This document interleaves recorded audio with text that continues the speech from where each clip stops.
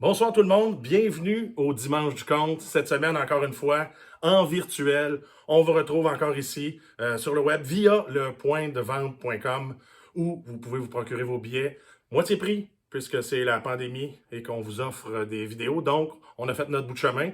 On est content que vous fassiez le vôtre. Cette semaine, nouveau visage du compte présenté par les Dimanches du Compte. Nouveau visage, ça peut sembler vouloir dire pour certaines personnes que c'est des débutants, que c'est des gens qui sont de la relève. Non, non, c'est pas du tout ça. Nous, c'est seulement une vitrine qu'on offre pour des gens qu'on a rarement ou presque jamais vus sur notre plateforme à nous, qui est Les Dimanches du Compte, présenté au Jockey depuis quelques années. Donc, il y a des gens de beaucoup d'expérience qui sont là quand même, et on a des gens aussi de la relève. Donc, tout ce beau monde-là a accepté de me faire une vidéo autour de 5 minutes pour que vous puissiez les découvrir ou les apprécier si vous les connaissez. Alors, ce soir, on aura beaucoup de monde avec nous quand même. Et bien sûr, en fin de prestation, vous pourrez aussi apprécier le compte de notre électron libre qui traverse la programmation au cours de cette année. Donc, en première partie, les noms vont apparaître à l'écran, mais je veux juste vous montrer que je suis capable de faire un exercice de mémoire. Donc, on aura Jacques Hébert, Aurore Liang, Charlie Mulot, François Lavoie, Michel Pirot et finalement Laure Reloux, Chapelot. Bonne écoute.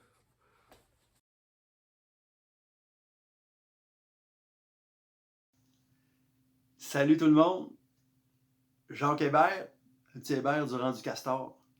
Ouais, moi j'ai grandi sur une ferme, dans une grande maison remplie de portes. Des portes de toutes les sortes, toutes plus magiques les unes que les autres, des portes d'armoire, des portes de chambre, des portes de garde-robe, des portes de garde-manger. Mais il y en avait une porte qui était encore plus magique que les autres. Parce que voyez-vous, de ce côté-ci de la porte, moi j'avais un gros chien jaune. J'avais un papa, puis j'avais une maman qui m'aimait, qui prenait soin de moi, puis qui me donnait à manger.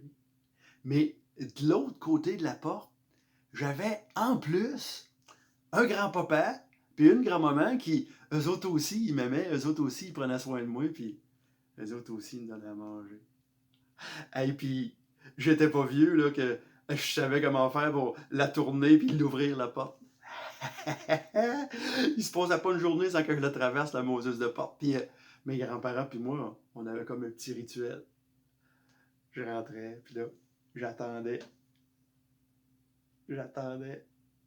Puis là, toute fière, j'attendais. Puis là, mes grands-parents, il y en a toujours un des deux qui me voyait en premier, puis qui disait Ah ben, c'est ça?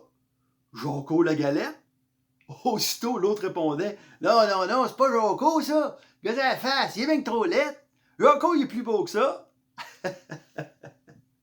Ça j'appelle ça de la tendresse rurale. Mais là, c'est pas parce que j'ai grandi à la campagne que j'ai grandi comme dans le temps de Séraphin, là. Mais non, on avait le téléphone, on avait l'électricité, on avait la TV. Ben, la TV était en noir et blanc, mais c'était pas grave parce que mon grand-père, lui, était en couleur. Ouais, mon grand-père. Il me contait des histoires attigeantes. Il me chantait des chansons.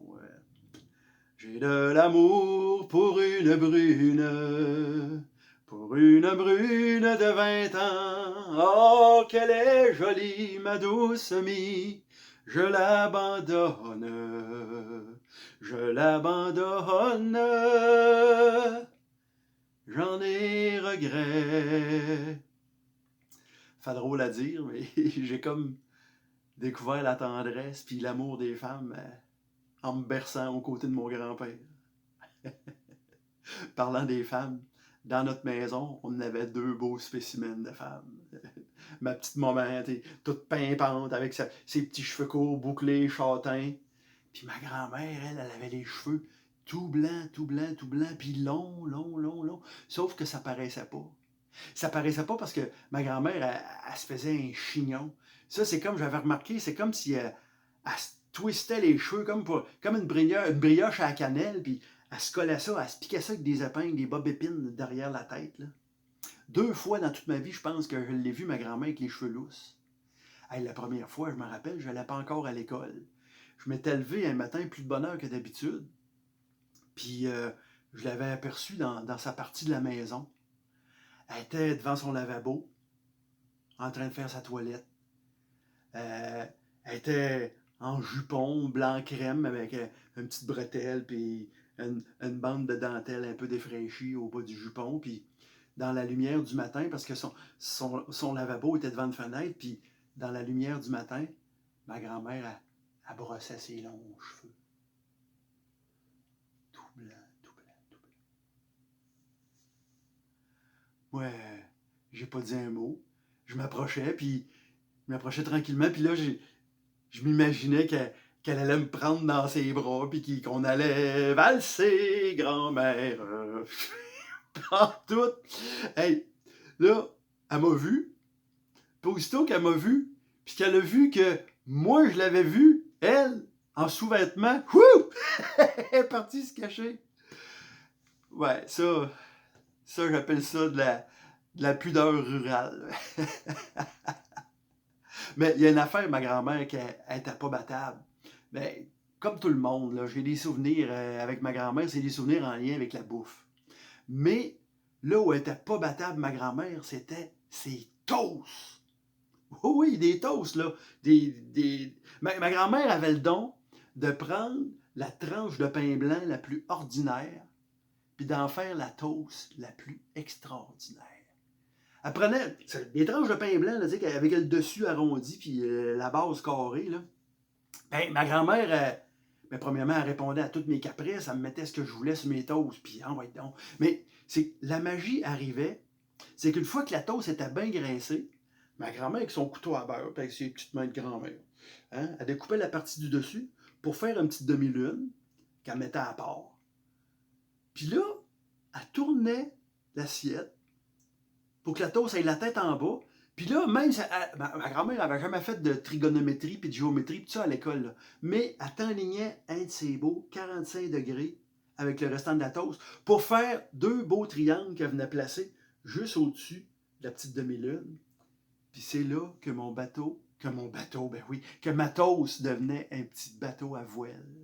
Fait que moi, j'ai passé une bonne partie de ma petite enfance à naviguer sur des océans de Cheez Whiz à bord d'un voilier au beurre de pinot. Ça, c'était notre gastronomie rurale. Puis nous autres, à la ferme, on cultivait du foin et de l'avoine, mais je pense qu'on cultivait aussi des souvenirs qui font du bien. Merci.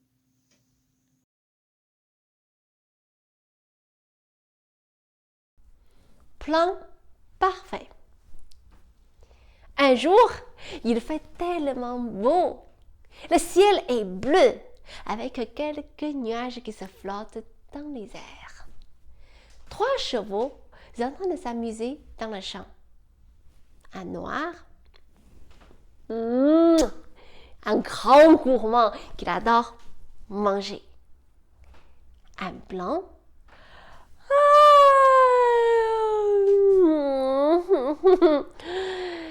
c'est le dodo. Et le troisième, le cheval marron, c'est le plus intelligent. Les 3 chevaux sont en train de s'amuser dans le champ, mais tout à coup, ils aperçoivent un peu plus loin, il y a une tortue. Cette tortue, elle est vieille. En plus, elle est boiteuse. Elle marche lentement, mais avec beaucoup de détermination. Cela pique la curiosité de nos 3 chevaux. Hey, Madame la tortue, vous allez où comme ça? Vous avez l'air bien précis.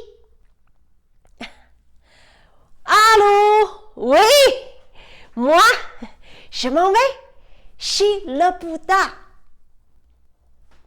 Bouddha? Qu'est-ce qu'il y a chez le Bouddha? Chez le Bouddha, il y a beaucoup de fleurs de lotus. Il y a des bambous. Et il y a aussi plein de choses à manger. Quand le cheval noir il entend le mot manger. Manger? Hé, Madame la tortue, est-ce que on peut aussi aller chez le Bouddha? Oui, bien sûr. Eh, venez avec moi. Le Bouddha, il est très généreux.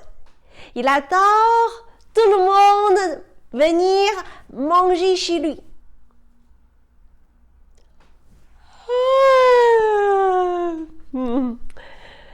Madame la tortue, est-ce que c'est loin? Hein? Ça, c'est une bonne question. C'est vrai, et c'est un peu loin. À peu près 100 km d'ici. C'est pas grave, on arrivera ensemble. Quoi? 100 km? Oublie ça. Avec votre âge et votre vitesse. Écoute, Madame la tortue, la vie est courte, hein? Il faut en profiter. Moi, je pense que arrêtez. S'amuser avec nous, c'est bien beau.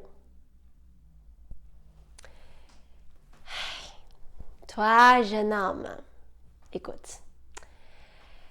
Tu ne vois pas que chaque pas que je fais me permet de m'approcher un peu plus le Bouddha? Après cette discussion, Madame la tortue, elle s'en va continuer son voyage vers l'ouest pour aller chez le Bouddha.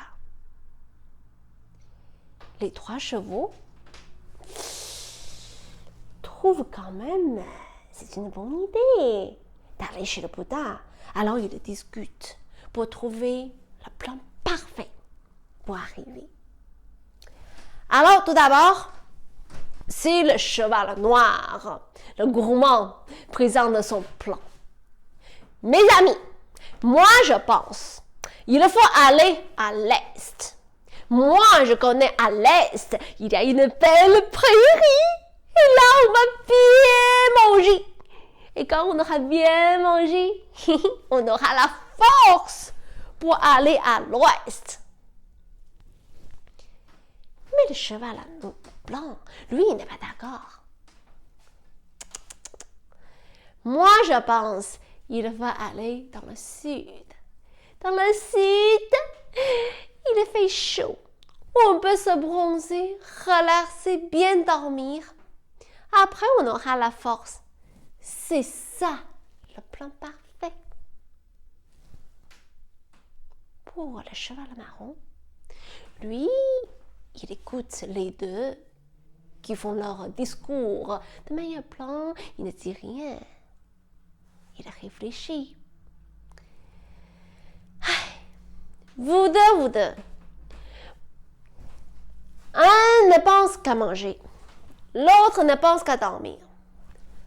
Moi, j'ai un plan parfait. Savez-vous? En fait, à partir d'ici vers l'ouest, 10 km, il y a une grande rivière avec la vague. Et personne n'est capable de la traverser. Hein? Donc, mon idée, c'est qu'on s'en va au nord, puis on va arriver vers l'ouest. Hein? En plus, nous sommes des chevaux. Nous pouvons faire des galopes. On peut même dépasser Madame la tortue. 2 ans après, Madame la tortue arrive bien chez le Bouddha.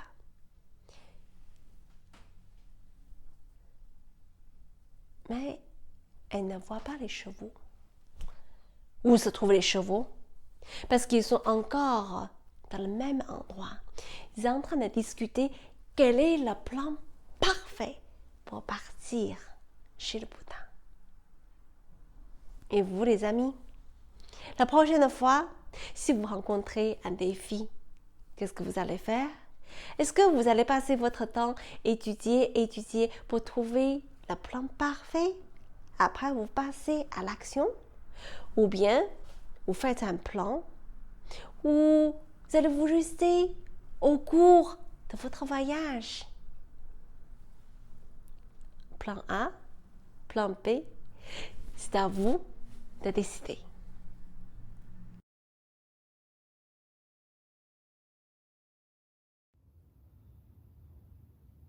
Là d'où je viens, il y a un raconteux qui dit souvent « Faut pas croire que la mort est triste. La mort, c'est une chose gaie et joyeuse. D'ailleurs, les morts, ils ne pleurent jamais. »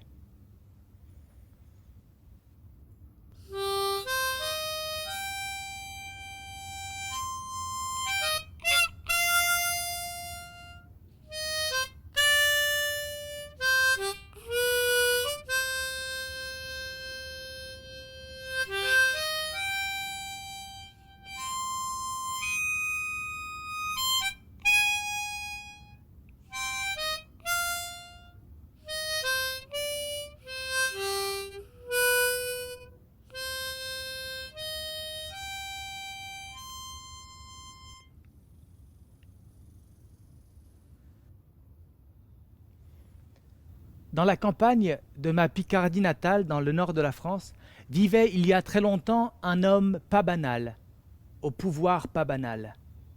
Il s'appelait Jean, mais on l'appelait Jean des Pierres. Jean des Pierres, c'était pas un causeur. On n'entendait pas beaucoup le son de sa voix et on le croisait sur les chemins, dans les champs, dans la forêt, marcher toujours tout seul, le dos courbé.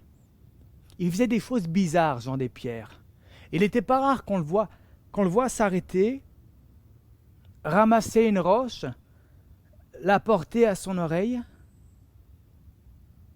et la redéposer un petit peu plus loin ou dans une autre direction. Même qu'il faisait un petit peu peur aux gens. Les enfants s'approchaient pas trop de lui et les parents parlaient dans son dos. Mais il avait un pouvoir très spécial et un métier fort utile. Il était bâtisseur. C'est lui qui construisait tous les murs et murets de la région. Jamais personne ne se serait permis de monter quelque chose sans demander son œil d'expert. Il procédait toujours de la même façon. Il arrivait à l'endroit où on voulait construire le muret, il s'asseyait par terre et il fermait les yeux.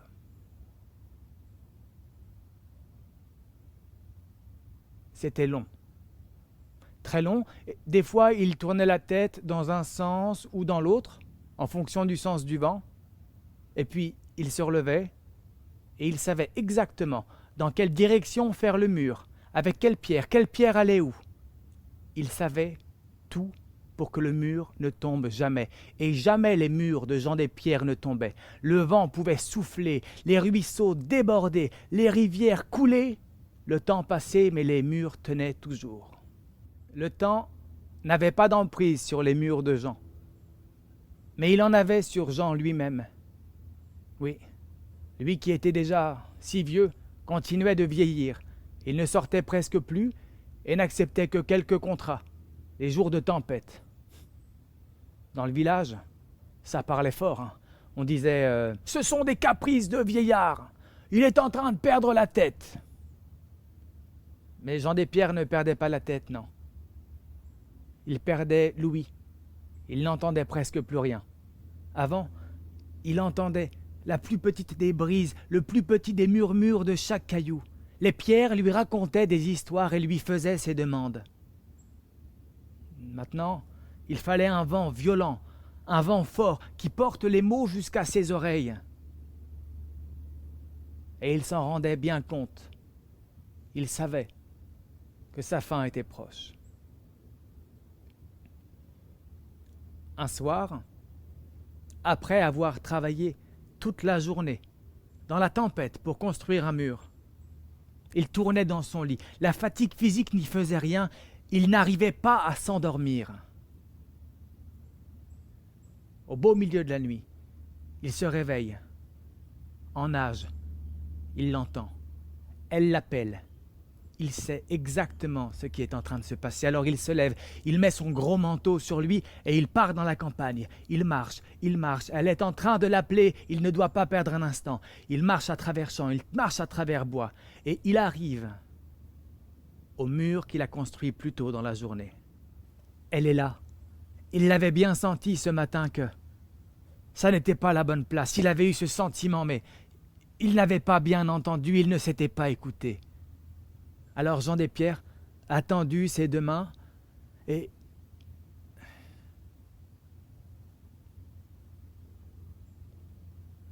le lendemain, on a retrouvé le corps sans vie du vieux Jean Despierres, couché, sous le mur de pierre qu'il avait construit plus tôt et qui s'était écroulé. On raconte deux choses étranges sur sa mort. La première, c'est qu'il souriait, le sourire d'un homme serein et apaisé. Et la deuxième, c'est qu'il tenait contre lui, dans le creux de ses mains, une petite pierre. Il la tenait tendrement, comme un bébé qu'on berce.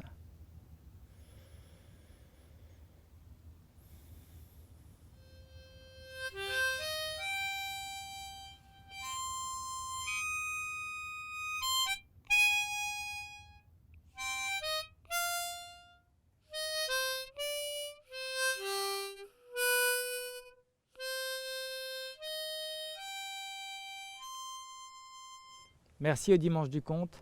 Merci à toi, Francis, pour ton invitation. Merci beaucoup au RCQ et à toutes les conteuses et conteurs du Québec qui m'accueillent maintenant depuis un peu plus d'un an avec beaucoup de chaleur et de générosité. À bientôt.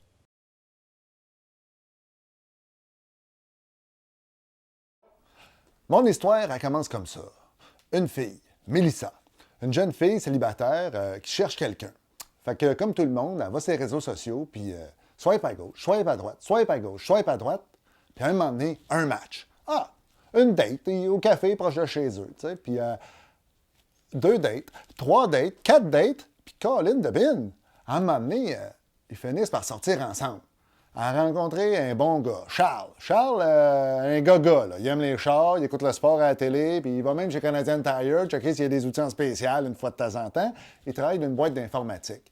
Elle est bien fière, puis elle le trouve bien beau. Elle est contente, puis elle est heureuse en couple. Le temps passe, tu sais, puis à un moment donné, elle veut le présenter à sa famille à Noël. Fait que là, il demande, tu veux venir dans ma famille pour passer le réveillon? Et, oups, le premier nœud, après un mois de relation. Charles, il n'aime pas bien ça, les réunions de famille. Mais il accepte quand même, là. Puis il finit par aller dans sa famille à Noël. Tout le monde l'a bien aimé, tu sais, puis ça s'est bien passé. Le temps continue de se passer, puis quelques mois plus tard, la relation va toujours bien. Le gouvernement annonce une pandémie mondiale, puis il va falloir faire un confinement. Fait que là, Mélissa, elle demande à Charles, est-ce que tu aimerais ça, venir faire le confinement chez nous? On pourrait apprendre à mieux se connaître puis à vivre ensemble. Oups, le deuxième nœud. Charles, il aime mieux rester chez eux. Puis il veut décider quand il va l'avoir ou non. Puis que ça soit d'un commun accord, qu'ils iront chez un ou chez l'autre. Lui, il fait du télétravail, puis il veut rester à la maison.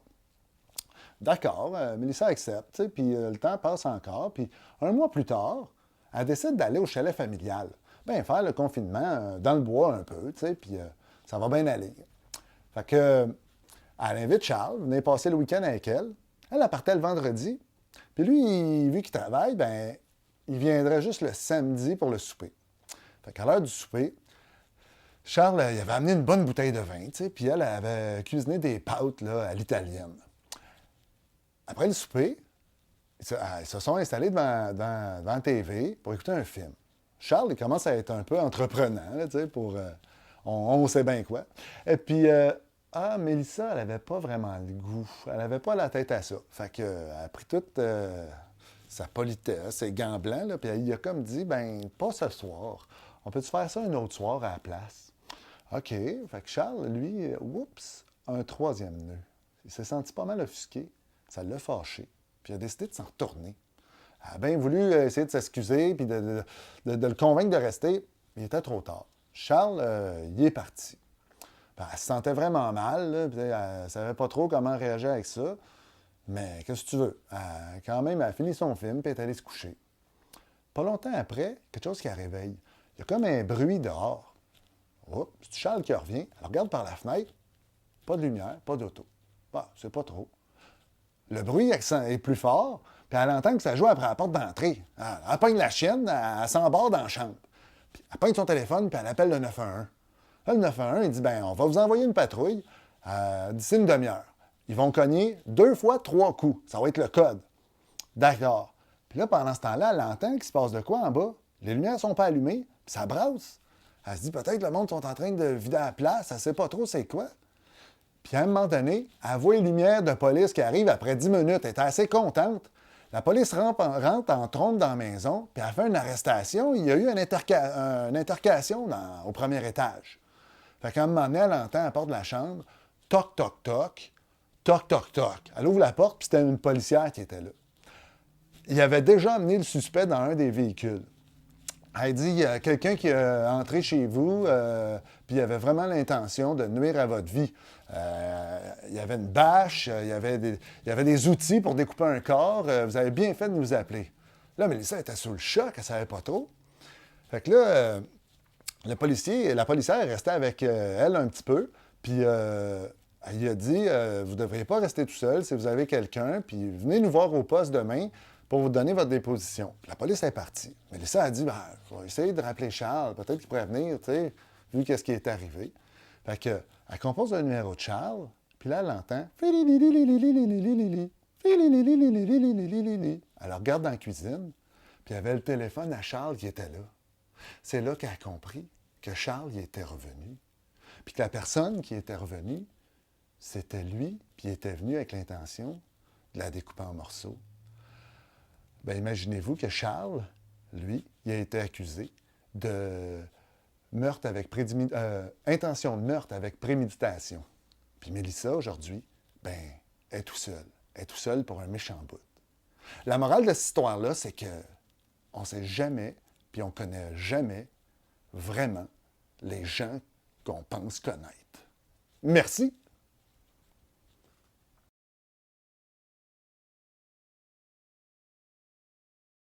De ce temps-ci, il y a toutes sortes de bulles.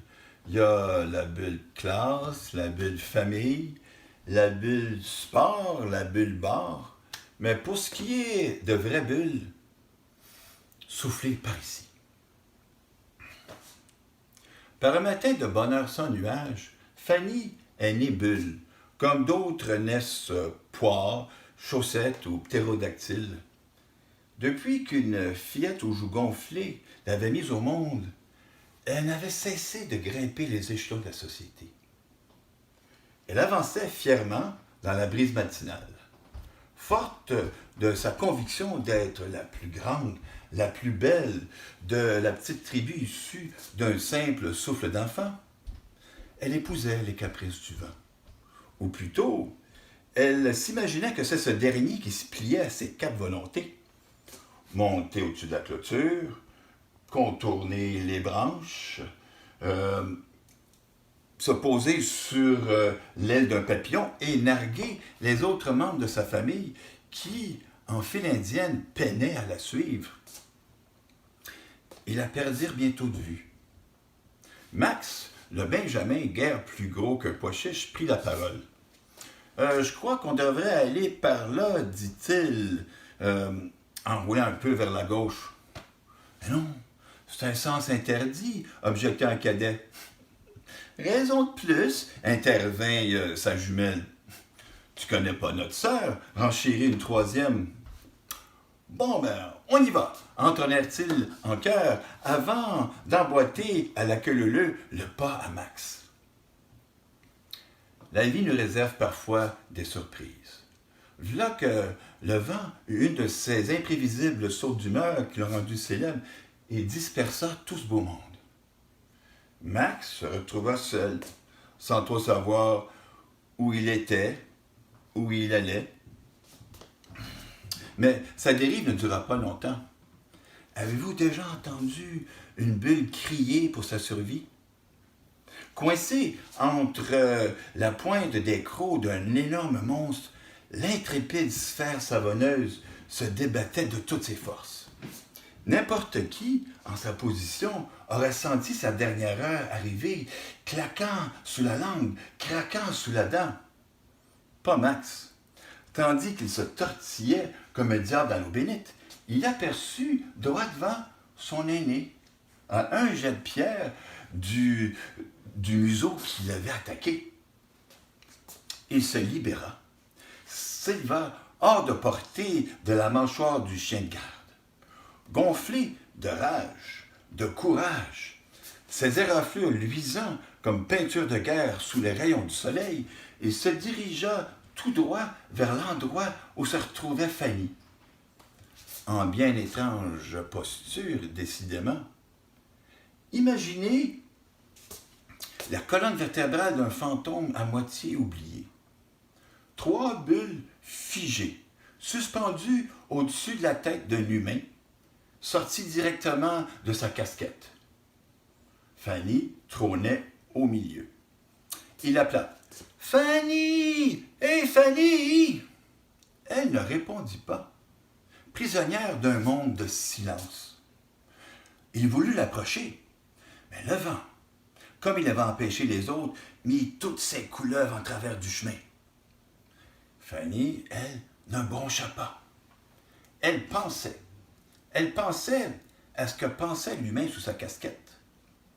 Ça formait comme un nuage au-dessus d'elle. Ça planait, lourd, menaçant. Ça se remplissait de mousse, une mousse rouge, brûlante. De la sauce tomate. Cet humain pensait à de la sauce tomate en silence. Elle éclata. 1 million de larmes multicolores la pleurent encore.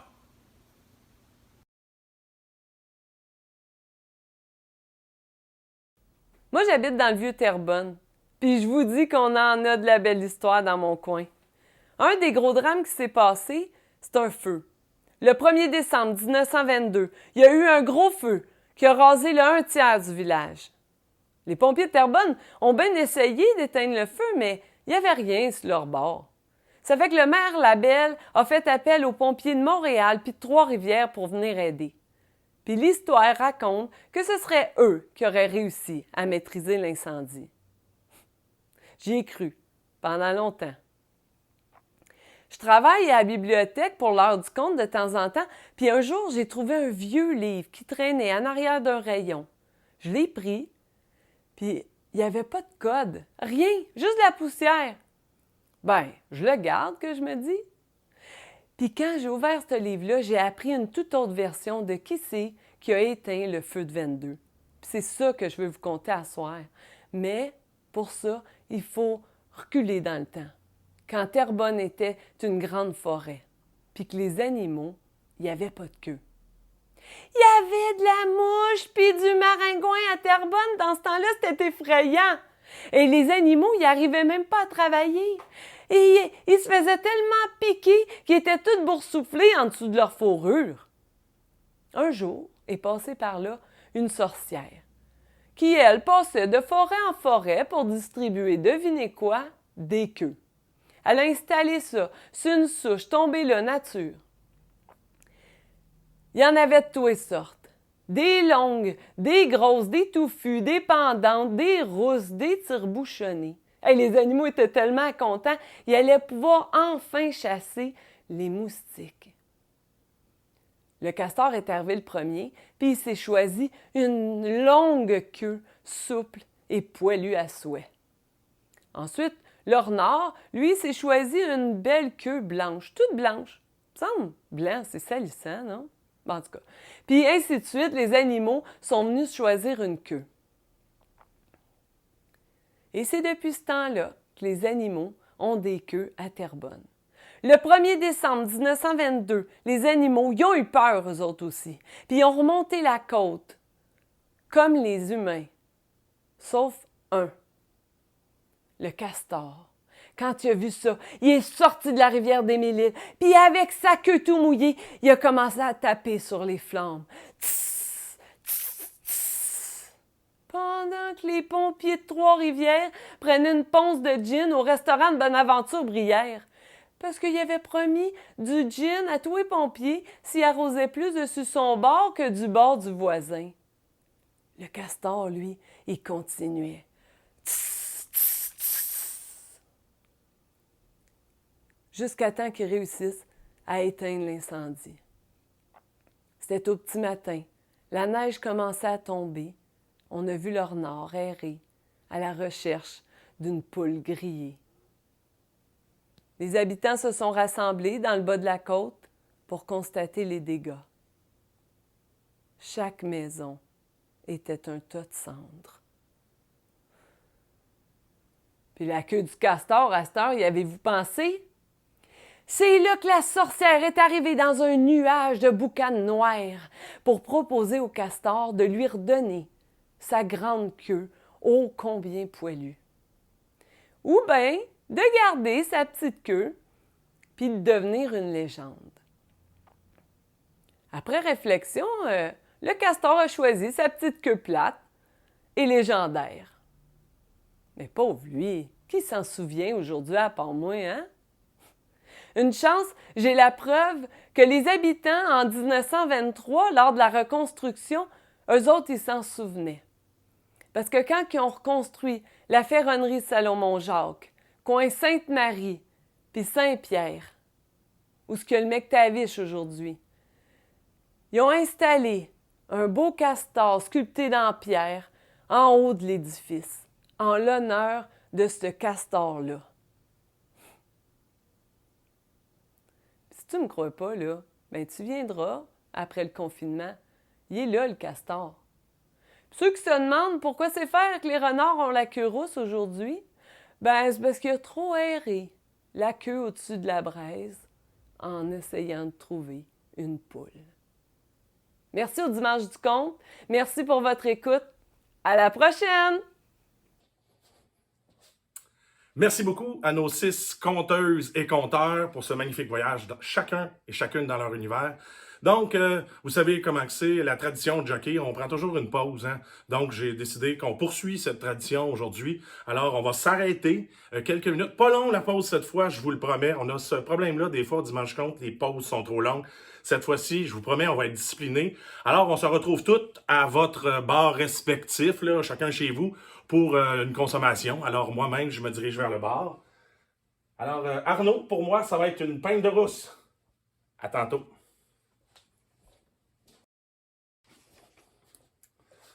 Hein, parfois, on est capable de tenir nos promesses au Dimanche du Conte. Je vous avais promis une courte pause. J'espère que tout le monde a bien étanché sa soif. On poursuit cette soirée des nouveaux visages avec Maude Leduc Préfontaine, Amélie Prévost et Karine Kasparian, électron libre de la saison, qui nous a préparé quelque chose de personnalisé.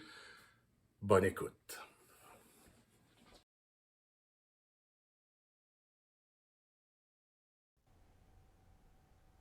« 1996. Institut gériatrique de l'Université de Montréal. Je rencontre Aline.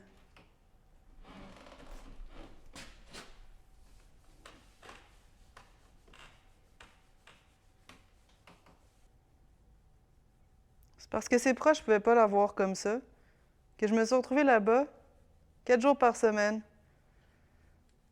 La faire manger, lui faire la lecture, lui faire goûter de la musique, la promener dans les couloirs. Me demander, ça avait été qui, cette femme-là? Apprendre que pendant longtemps, on pouvait la trouver au bout du comptoir, à la librairie du libraire anticlérical. C'est là qu'elle a fait la connaissance d'une panoplie d'artistes dont elle a porté les voix auprès de ses étudiants pendant des années. Il restait sa sœur, Lucie, qui venait la voir un dimanche par mois. Pensez que c'est triste, la voir comme ça? Si vous saviez tout ce qu'elle m'a fait vivre. La honte de ma vie. Moi, j'étais allée la chercher, comme tous les dimanches. Cette fois-là, elle m'attendait avec 3 de ses étudiantes. Les meilleures! Elle m'a dit, on s'en va pique-niquer. Je me suis laissée guider, on s'est retrouvés au parc d'Oka. On s'est installés. Elle avait pris soin de faire de la tarte aux fraises. Ah, je sais que j'aime ça, la tarte aux fraises. Les 3 petites, là, ça courait, ça criait d'un bord puis de l'autre sur le bord du lac. Ça avait peur que le monstre du Loch Ness surgisse. Elle était peut-être bonne en français, mais en géographie. Quand on a eu fini, il m'a dit, on s'en va à Vaudreuil. Il m'a fait tourner sur un chemin de terre. Là, on a arrêté devant une maison blanche avec des volets verts. On était à peine arrêtés. Elle était déjà sur le balcon, elle frappait à la porte moustiquaire. Elle est apparue un grand monsieur avec les cheveux blancs. Il avait pas l'air content. Il est retourné à l'intérieur de sa maison. Elle nous a fait signe de nous approcher. Les trois petites, là, ça n'a pas pris longtemps qu'il était assis sur les marches du perron. Lui, il est revenu. Il avait une guitare dans les mains. Ça avait l'air d'un banjo tellement lui il était grand.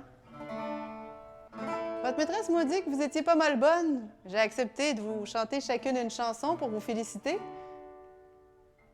C'est ça qu'il a fait, le chansonnier. De quoi j'aurais eu l'air, moi, si j'étais restée à côté de la voiture? Je me suis approchée.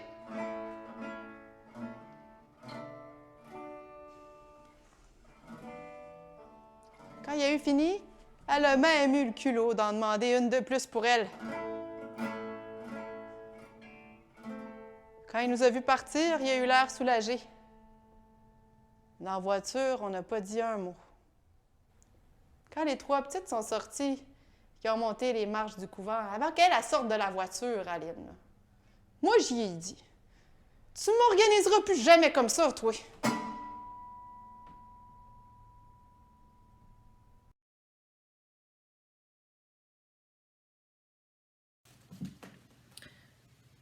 Quand je te regarde, j'ai de la misère à voir autre chose que la douleur qui gicle.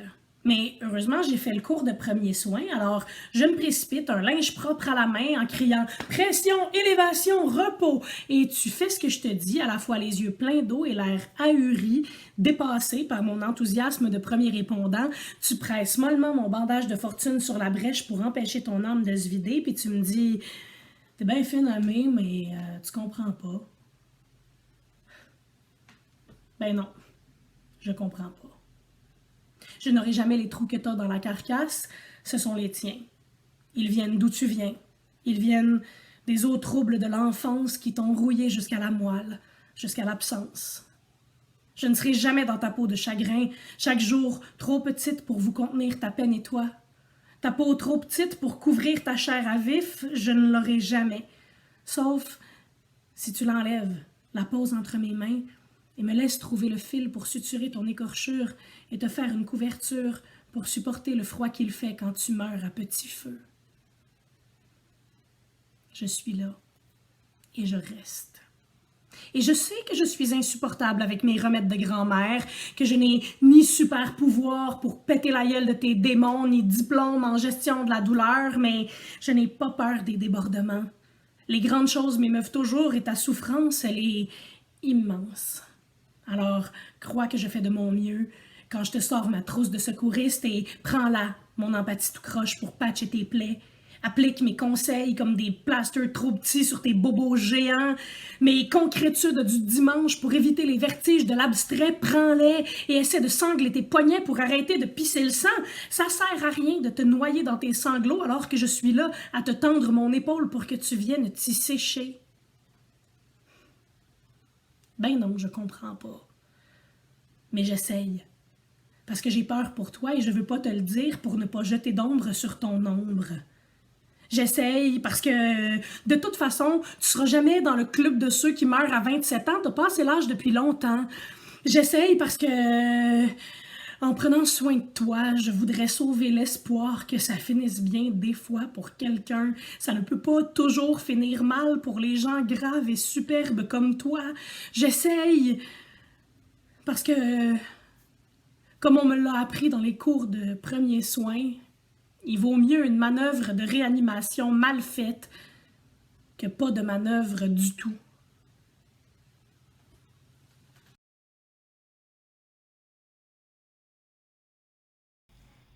Il y a quelques jours, j'ai reçu un message de Francis Desilets.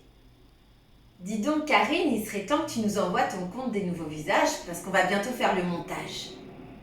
Pas de problème, Francis. Mais en fait, je savais pas ce que j'allais bien pouvoir raconter pour les nouveaux visages. Ça faisait un moment que je me le demandais, mais il n'y avait rien. Et je suis sortie dans la rue et je me disais, mais qu'est-ce que je vais bien pouvoir raconter? Et c'est là que j'ai entendu une voix. Écoute, moi j'ai une histoire pour toi. Et j'ai regardé autour de moi et j'ai vu une vieille femme assise sur un banc qui me regardait. Elle avait 2 grands yeux verts et son visage illuminé. Ça y est, tu m'as enfin vue. Ça fait un moment que je te parle, mais tu ne m'entendais pas. Tu es un peu dure d'oreille, Karine. Mais maintenant que j'ai toute ton attention, tu ne trouves pas qu'il se passe des choses bizarres avec les dimanches du conte? Tu ne t'es jamais demandé ce que c'était les productions du Diable Vert? Tu ne t'es jamais demandé qui était ce Diable Vert? Non, tu ne t'es jamais demandé ça. Et dis-moi, tu es électron libre maintenant? Tu ne t'es jamais demandé qui a été le premier humain à être électron libre? Non, tu ne t'es pas demandé ça non plus. Tu vas compter pour les nouveaux visages. Et tu la connais, la véritable histoire des nouveaux visages? Non, tu ne la connais pas, hein? Je vais te la raconter. Et elle me l'a racontée. Ça a commencé il y a très longtemps. Dans ces temps-là, la nuit n'existait pas encore. Il n'y avait pas de guerre. Les gens ne faisaient pas d'histoire et n'en racontaient pas non plus. Le monde était inondé d'une lumière. On disait que cette lumière prenait sa source en une femme. Une femme qui habitait à l'intérieur d'un rocher au milieu de l'océan. On appelait cette femme la Lumina. À chaque fois qu'un enfant naissait, il y avait toujours un petit rayon de lumière qui venait lui chatouiller le bout du nez. Et on disait toujours, ça c'est la Lumina qui vient lui dire bonjour. Mais un jour, dans un château, il y a un petit garçon qui naît. C'est un enfant roi. Il naît avec au ventre une faim. Il a faim de lumière. Alors quand il voit ce petit rayon de lumière qui lui chatouille le nez, il n'en fait qu'une bouchée. Et ça crée la première ombre dans le monde. Mais l'enfant a encore faim. Alors il mange tous les petits rayons de lumière qu'il trouve sur son passage. Et l'ombre grandit. Mais la lumière apprend aussi. Elle apprend à éviter les crocs de ce petit garçon. Si bien que quand le garçon devient adulte, aucun rayon de lumière ne l'approche. Et lui ne peut jamais bronzer. Sa peau est verdâtre. Il a la peau d'un concombre quand on l'a épluché. Mais il demande aux gens de l'appeler le roi solaire, l'empereur de l'univers. Ah mais en fait, tout le monde l'appelle le petit diable vert. Mais ce qui est étonnant dans cette histoire, c'est que le petit diable vert a un ami, le seul qu'il a sur cette terre. Et cet ami, c'est le marquis John Mark. Pour lui, c'est tout le contraire. La lumière l'aime.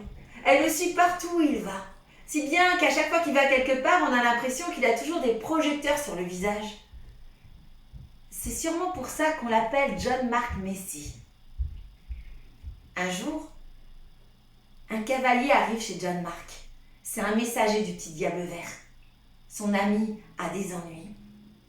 Alors, John Mark accourt au château et trouve le petit diable vert dans un lit et sa peau est devenue vert brocoli. Tu es là, John Mark, mon ami. Je suis content de te voir. Et tu vois, je me meurs. Mais toi, tu peux me sauver. la lumière t'aime. Alors, tu pourrais certainement me trouver la Lumina. Tu pourrais me l'emmener et elle me donnera simplement un tout petit rayon de sa lumière et je pourrai enfin être rassasiée. Et il est tombé, endormi, évanoui.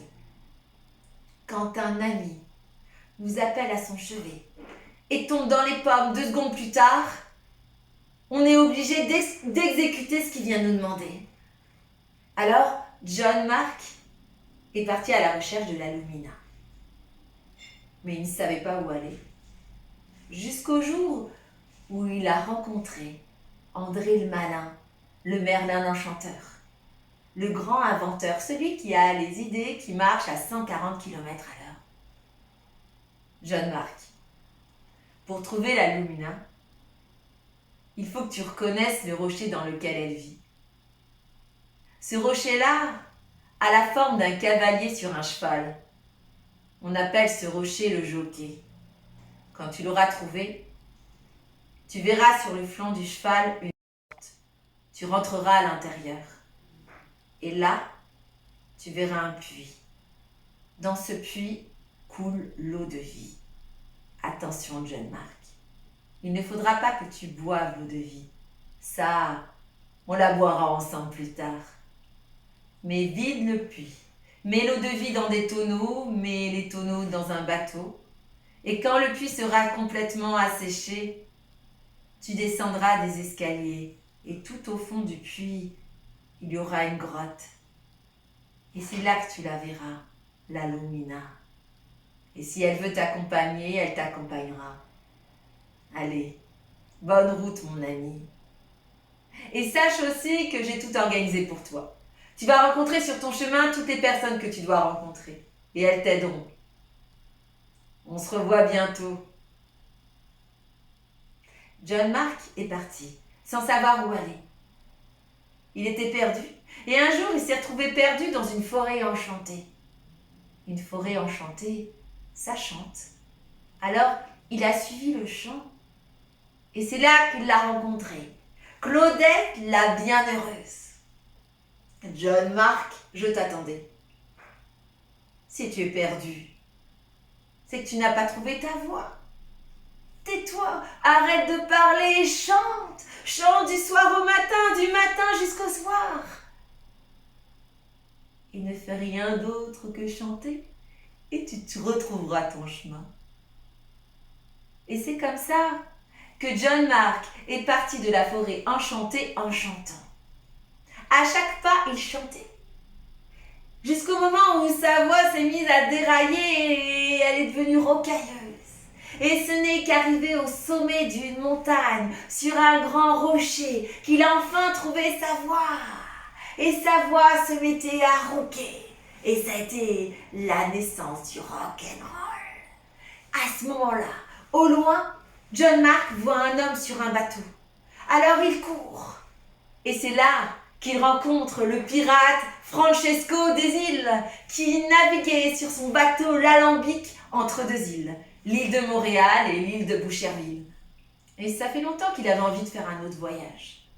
Alors, quand il a vu John Mark, qu'il a entendu son histoire, il lui a dit « Allez, viens mon ami, embarque !» Et ils sont partis sur le fleuve Saint-Laurent, et ils ont traversé l'océan. Ils ont voyagé d'océan en océan jusqu'au moment où ils l'ont vu, le rocher, le jockey. Ils ont vu le cavalier, le cheval. Sur le flanc du cheval, il y avait la porte. Ils sont rentrés à l'intérieur. Et là, ils ont vu le puits. L'eau de vie. L'eau de vie sentait bon. Mais ils n'ont rien bu. Ils ont rempli l'eau de vie dans des tonneaux. Ils ont mis les tonneaux dans le bateau, sur le bateau l'alambic. Et après, ils sont retournés au puits. Le puits était asséché, il y avait un escalier. Ils ont descendu les escaliers. Et là, il y avait une grotte. De la grotte, il y avait une lumière. Et c'est là qu'ils l'ont vu apparaître. La Lumina avec ses deux grands yeux verts et ce visage qui illuminait. Francesco des îles a été subjugué et ses cheveux se sont enflammés, ils ont pris la couleur du feu. Et à partir de ce jour-là, Francesco des îles est devenu roux et sa barbe aussi. La Lumina a accepté de les accompagner. Elle savait que pour elle, le temps était venu d'aller dans le monde. Alors ils ont fait le chemin à l'envers, ils se sont retrouvés au château du petit diable vert. Oh, le petit diable vert. Le petit diable vert, quand il a vu la Lumina avec tous ses rayons de lumière,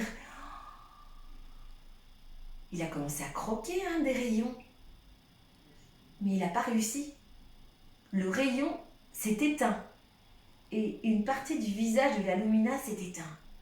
Et ce qu'on a remarqué, c'est que dans le monde aussi, une lumière s'est éteinte. Et à chaque fois que le petit diable vert essayait de croquer un rayon de lumière de la Lumina, le rayon disparaissait, le visage de la Lumina s'éteignait et une lumière s'éteignait dans le monde. John Mark était désespéré. Il se disait que tout ça c'était de sa faute, jusqu'au jour où il a vu arriver André le Merlin l'Enchanteur. Ne t'inquiète pas, John Mark. Ce n'est qu'un mauvais moment à passer. Mais la Lumina n'a pas perdu sa lumière. Elle a simplement caché à l'intérieur d'elle pour que sa lumière ne se fasse pas dévorer. Et quand le temps sera venu, elle rendra sa lumière au monde. Et nous l'aiderons, John Mark, oui, nous l'aiderons. Toi et tes descendants, toi et tes descendants. Nous aurons beaucoup à faire, tu verras. Et un jour, dans le monde, on a vu la dernière lumière du monde s'éteindre. Et ce jour-là, on a vu les portes du château s'ouvrir. Et on a vu la Lumina. Ses yeux étaient éteints. Son visage n'était plus qu'une ombre. Elle a marché en regardant le monde qui était devenu une nuit éternelle. Et elle a vu une vieille femme qui pleurait. Et c'est là que la lumière qu'elle avait cachée à l'intérieur s'est mise à parler.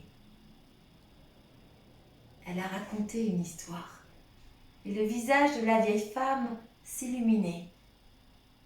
Et quand l'histoire était terminée, le visage de la vieille femme était devenu un nouveau visage, et dans le ciel, on a vu le soleil apparaître. Et la Lumina a continué à raconter ses histoires pour redonner aux hommes leur lumière et au monde aussi. Il paraîtrait qu'elle marche encore dans les rues et nous souffle parfois. Écoute-moi, j'ai une histoire pour toi. Et le petit diable vert, qu'est-ce qu'il est devenu, lui? Quand il a vu que le monde avait repris sa lumière, il s'est précipité dehors. Là, c'était un jour de tonnerre. Il a vu un éclair. Ébloui par la lumière, il s'est précipité. Il s'est fait foudroyer, électrocuté, dématérialisé. Il est devenu électron libre. Enfin libéré de sa faim, il s'est promené d'atome en atome. Parfois même, il pouvait même être lumière. Jusqu'au jour où l'électricité lui a monté un peu à la tête. Et il a décidé de s'installer. Alors, il a décidé de rentrer dans un compteur électrique.